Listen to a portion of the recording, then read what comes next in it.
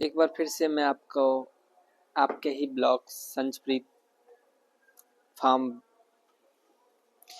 में स्वागत करता हूँ। मैं थोड़ा सा रुक रुक के बोल रहा हूँ, है ना। एक्चुअली आज मैं थोड़ा सा शांत हूँ क्योंकि आज के मौसम में थोड़ी सी बदलाव आई है। आज कोई कोहरा नहीं दिख रहा है, लेकिन ठंडी उतनी ही है। और आज मैं सिर्फ आपको फार्म के बदले सिर्फ गाय के बारे में ही नहीं बताऊंगा। आज मैं अपने आपको सिर्फ इनके कुछ खेती से रिलेटेड कुछ दिखाऊंगा कुछ चीज़ें। तो ये बहुत पहला चीज़ है नहीं, जैसा कि मैं पहली बार बता रहा हूँ। देखिए, ये जो है ना, ये आपको दिख रहा है, ये धनिया पत्ता है। ये धनिया पत्ता देखिए पहले कैसा होता है, ये पतला पतला होता है, फिर बाद में जाके ये ऐसा शेप हो जाता है ना।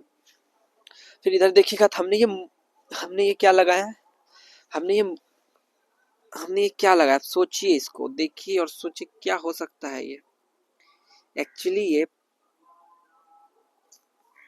मूली है, कुछ मूली है और कुछ सरसों है, और साथ में ही इधर हमने ये पालक है। ये हमारा पालक है, पालक, ये सारे पालक है। और ये पत्ते की सब्जी जो बनती है ना, वो ये पत्ते हैं। और ये हमारा पुदीना है, और ये हमारा पुदीना है, और ये है लेमन ग्रास। लेमन ग्रास तो आप सबको मालूम ही होगा लेमन ग्रास क्या है। और इधर ही बताऊं कि एक मेथी है, मेथी मेथी समझते हो ना, मेथी, ये मेथी है, ये वही मेथी है। मेथी के पराठे खाते हैं हम लोग। और ये इधर भी पालक है सेम, ये गेंदा का गाछ है। और यहाँ हमारा सरसों है, ये हमारे सरसों की खेती है। हम लोगों ने सब चीज़ थोड़ा थोड़ा लगाया। और इधर सब अब देखेंगे थोड़ा मिर्ची है, और ये भी मिर्ची है। इसमें हमने थोड़ा सा ये लाइन बाय लाइन करके हमने इसमें से मूली गाजर कुछ कुछ भरे हैं, ये जो लाइन है इन सब लाइन में।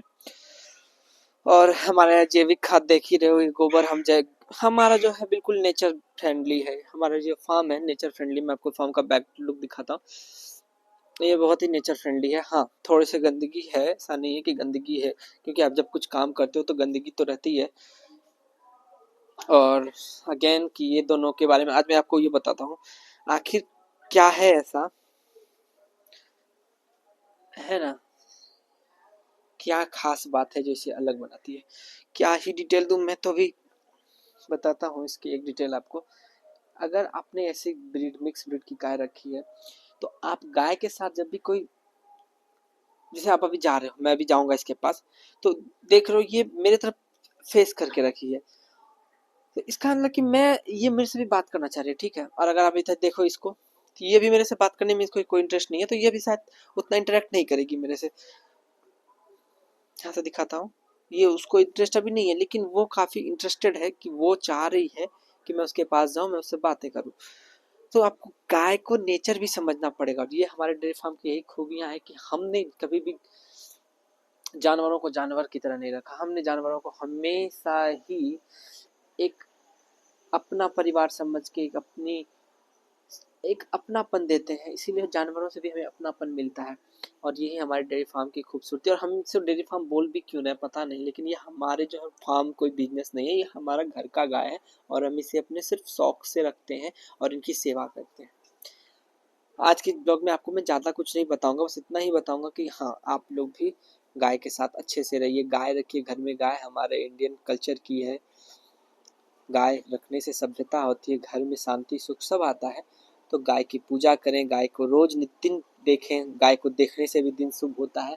इसलिए ये मेरा डेली का ब्लॉग रहता है, ताकि आपके दिन शुभ हो, आप भी ये गाय देख सकें डेली। और ये हमारा देसला गाय है, देसला गाय जो बोलते हैं, इसी में सारी खूबियाँ रहती है जो आपको एचएफ में नहीं मिलेगी।